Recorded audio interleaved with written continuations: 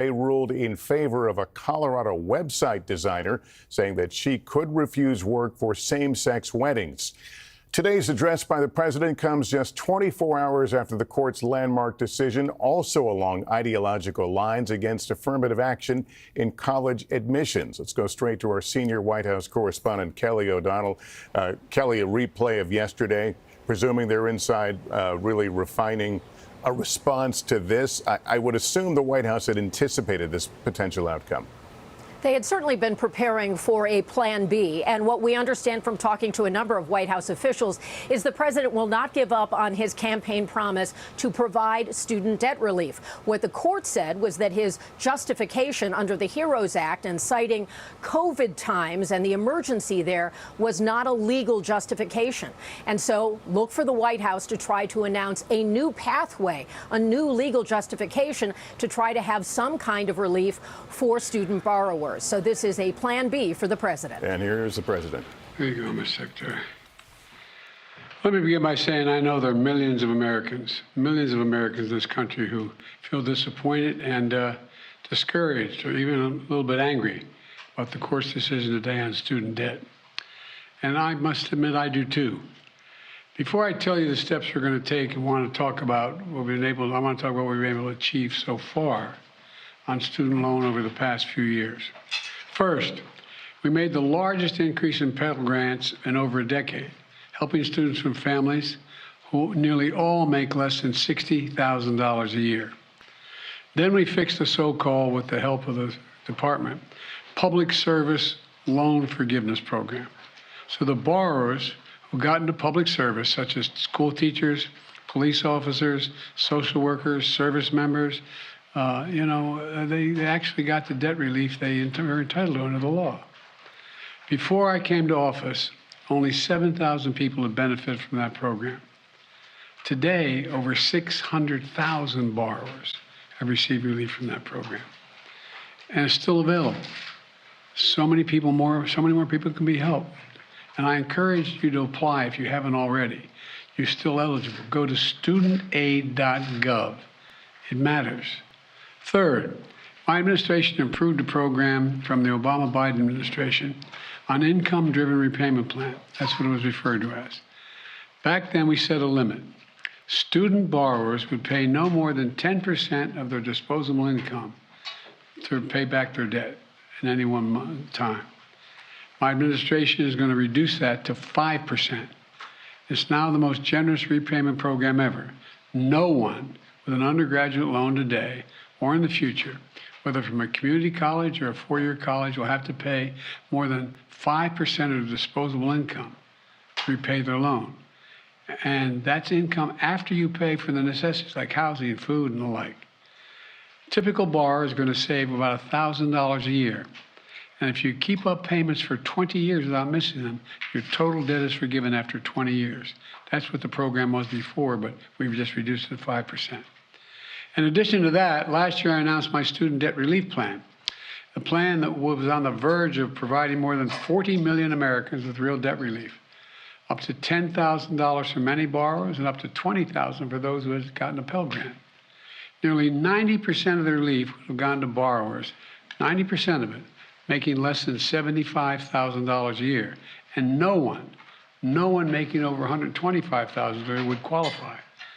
This program was all set to begin. The website had been set up, the applications had been simplified so that it took less than 5 minutes to complete. Notice had been sent out to people about the relief they were eligible for. 16 million people had already been approved. The money was literally about to go out the door. And then Republican elected officials and special interests stepped in. They said, no, literally snatching from the hands of millions of Americans thousands of dollars in student debt relief that was about to change their lives. You know, these Republican officials just couldn't bear the thought of providing relief for working class, middle class Americans. Republican state officials sued my administration, attempting to block relief, including millions of their own constituents. Republicans in Congress voted to overturn the plan. I think every one. I don't think I had any Republican votes for this plan. At the same time, think about this. We all supported the Paycheck Protection Program. Remember PPP? which was designed to help business owners who lost money because of the pandemic. It was a worthy program. But let's be clear, some of the same elected Republicans, members of Congress who strongly opposed giving relief to students, got hundreds of thousands of dollars themselves in relief, members of Congress, because of the businesses they were able to keep open. Several members of Congress got over $1 million. All those loans were forgiven. You know how much that program cost? $760 billion. My program's too expensive. $360 billion more than I proposed in my student debt relief program. I was trying to provide students with $10,000 to $20,000 in relief. By comparison, the average amount forgiven in the PPP, the pandemic loan program, average amount forgiven was $70,000. Now a kid making $60,000 trying to pay back his bills, asking for $10,000 in relief? Come on, the hypocrisy is stunning. You can't help a family making 75 grand a year, but you can help a millionaire and you have your debt forgiven? My plan would not only have been life-changing for millions of Americans, it would have been good for the American economy. Freeing millions of Americans from the crushing burden of student debt. More homes would have been bought, more businesses would have been started, more couples would have had the confidence to start a family. Millions of people would have felt they could get on with their lives. These Republicans blocked all that. Now, in addition to the hypocrisy, some of these Republicans in Congress are shamelessly pushing to advance a bill in the coming weeks that gives hundreds of billions of dollars in tax breaks and handouts to the wealthiest Americans. They still haven't given up on making permanent a $2 trillion tax cut that they never paid for. Never paid for. $2 trillion. So let me be clear. For Republicans in Congress, it's not about reducing the deficit. It's not about fairness in forgiving loans. It's only about forgiving loans they have to pay. Today, the Supreme Court sided with them. I believe the court's decision to strike down my student debt relief program was a mistake, was wrong. I'm not going to stop fighting to deliver borrowers what they need, particularly those at the bottom end of the economic scale. So we need to find a new way, and we're moving as fast as we can. First, I'm announcing today a new path consistent with today's ruling to provide student debt relief to as many borrowers as possible, as quickly as possible. We will ground this new approach in a different law than my original plan, the so-called Higher Education Act. That will allow Secretary Cardona, who's with me today, to compromise, waive, or release loans under certain circumstances. This new path is legally sound. It's going to take longer, but in my view, it's the best path that remains to providing for as many borrowers as possible with debt relief. I've directed my team to move as quickly as possible under the law. Just moments ago, Secretary Cardona took the first step to initiate that new approach. We're not going to waste any time on this. We're getting moving on it. It's going to take longer, but we're getting at it right away. Second, we know what many borrowers will need to make their hard choices, which their budgets are being strained now when they start to repay their monthly loan payments this fall. We know that figuring out how to pay these added expenses can take time for borrowers, and they might miss payments at the front end as they get back into repayment. Normally, this could lead borrowers to fall into delinquency and default. But without their it will hurt their financial security, and that's not good for them or the economy. That's why we're creating a temporary 12-month, what we're calling on-ramp repayment program. Now, this is not the same as a student loan pause. It's been in effect for the past 3 years. Monthly payments will be due. Bills will not go out, and interest will be accruing. And during this period, if you can pay your monthly bills, you should. But if you cannot, if you miss payments, this on-ramp will temporarily remove the threat of default or having your credit harmed, which can hurt borrowers for years to come. Because the Department of Education won't refer borrowers. And the reason why that will work, they won't refer borrowers who miss payments to credit agencies for 12 months to give them a chance to get back up and running. Let me close with this. Our Republican officials say student loan relief is a giveaway to the privileged. You hear that loud now, the privileged. I love their concern for the privileged. But I know who student loan borrowers are in this country. So do all you. With a couple putting off having a child until they can find their way to deal with their debt. That's who they are. They're young putting off buying their first home until they can get out from under student loans. Hope on the horizon, thanks to relief that I planned last year. Today's court decision snatches it away from them. I get it. I get it. I hear this. And I'm concerned about it. But today's decision has closed one path. Now we're going to pursue another. I'm never going to stop fighting for you. We'll use every tool at our disposal to get you the student debt relief you need and reach your dreams. It's good for the economy. It's good for the country. It's going to be good for you. Thank you very, very much for listening. We're going to get this done, God willing. Thank you. Mr. President, why did you give millions of borrowers false hope? You've doubted your own authority here in the past. I didn't give any false hope. The question was whether or not I would do even more than was requested. What I did, I thought was appropriate and was able to be done and would get done. I didn't give borrowers false hope, but the Republicans snatched away the hope that they were given, and it's real hope. Thank you. Mr. President, will you cancel student debt? Your authority. Did you overstep your authority? I think the court misinterpreted the Constitution. Mr. President, do you admit failure in Afghanistan? Mistakes. There was a report on Afghanistan withdrawal saying there was failure, mistakes. Do you admit there was mistakes during the withdrawal and before? No, all the evidence is coming back there. Remember what I said about Afghanistan? I said Al-Qaeda would not be there. I said it wouldn't be there. I said we'd get help from the Taliban. What's happening now? What's going on? Read your press. I was right. Thanks. So the report is from the State Department, actually, about the withdrawal. And President Biden calling the Supreme Court's decision today, saying he overreached in trying to cancel student loan debt for millions of borrowers. The president down, but getting back up again, vowing that he will come at it with a new path that he says will take longer, but that is legally sound, and offered a few details about how he planned to do that. Let's go straight to our senior White House correspondent, Kelly O'Donnell. Kelly, what else did you pick up on there? Well, we'll have a new set of facts to try to tell our viewers and the American people about what the next steps will be, and we don't have those answers yet.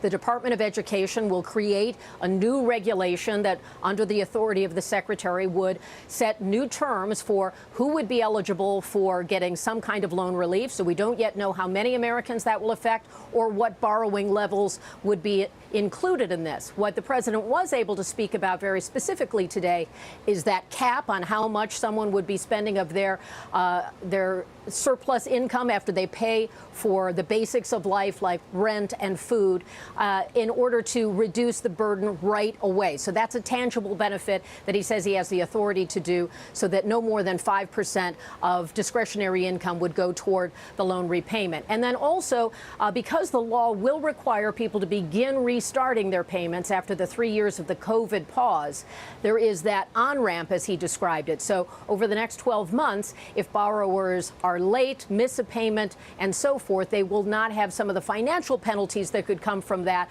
by being reported to a credit agency or having additional penalties, that kind of thing. So a bit of time to adjust to what will be a new normal of getting back to repaying those federal student loans. But the big takeaway of this is that he was thwarted at the Supreme Court under one kind of law, and the administration is trying to find a new pathway, a new justification to still provide some kind of student loan relief, which was a campaign promise, and one now that will take more time and may face additional legal challenges we don't yet know, but many more details to be developed in the days and maybe even months to come. Lester? All right, Kelly, stand by, if you will, for me. Let me bring in NBC News political director and moderator of Meet the Press, Chuck Todd. Chuck, this was, of course, based on a campaign promise the president made, so it's politically tricky for him, but given the broad number of people who could have been affected by this loan cancellation, you could argue it's politically tricky for all.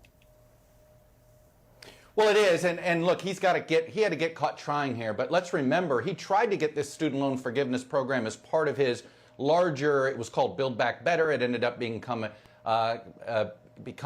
called the Inflation Reduction Act, but it wasn't included in there. And remember, that was a fully Democratic-only bill that got out of Congress, and he couldn't get some Democrats to approve of it. There were some Democrats, particularly ones that represent some red states, including Joe Manchin, who thought, hey, that was too much. Maybe there should be something in return, that if you want relief, you need to do X or something like that. So when they were thwarted in Congress, that's when he did this. But they tried to go through Congress because, as that shouted question at the end there indicated, the Biden administration, their own legal advice, thought it was questionable whether this would have been constitutional. So while there's been some debate about this current Supreme Court and how ideological they are, I don't know if this would have gotten through the pre-Trump Supreme Court, for what it's worth. It may have been, instead of 6-3, it may have been 5-4. But there were some real questions here that even Biden's own legal advisors had. But this is about politics, and this is about a demographic group, young voters under 40, Lester, that the Democrats desperately need. Joe Biden desperately needs to win re-election. So I imagine they're going to continue to, quote, get caught trying all the way through November of 2020 to get some student relief here.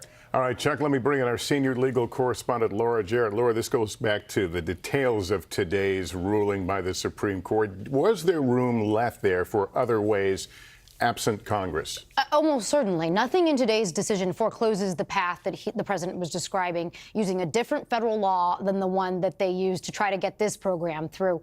But it makes you wonder, well, then why not just go that path to begin with? And the answer, and you heard the president say it, is because it takes longer.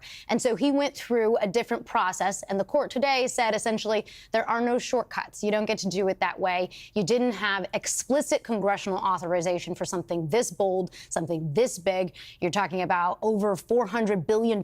You can't do that unless Congress explicitly says you can. So he's going to try to go down this different path. The question is whether he can get through it, which you have to actually give public notice and comment. That takes a while. We're talking about months, if not more, time. And it's not clear that he can get it done and get through the inevitable court challenges by 2024. Because the question still comes back to, does he have the authority in this particular case? Absolutely. And the same set of states that sued him, you had 6 red states and 2 borrowers that sued him this time. You can imagine they're going to be the same types of legal challenges. It might differ a little bit around the edges, but they're going to try again to stop this. And Kelly O'Donnell, let me bring you back in here. It was clear watching the president lay all this out that this is something they thought a lot about, as if they saw this moment, this decision coming.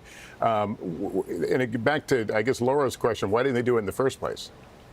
Well, the emergency powers under the HEROES Act related to the COVID crisis, that appeared to be a pathway that would move more quickly. And so they took that path first, and now they're going back to the Higher Education Act under the Department of Education. So it was in some sense a gamble, and there were so many powers under a national emergency we all lived through with COVID that the administration thought they were on solid legal ground given that national emergency. Now that that has passed, they have to find a different legal justification.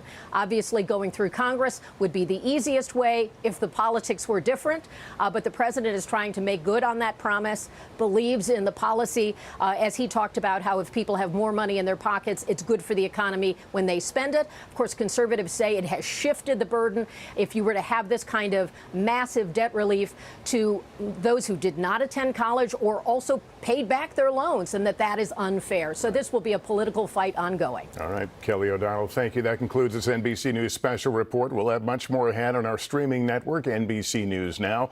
And tonight on NBC Nightly News, I'm Lester Holt. Thank you for watching. Good day.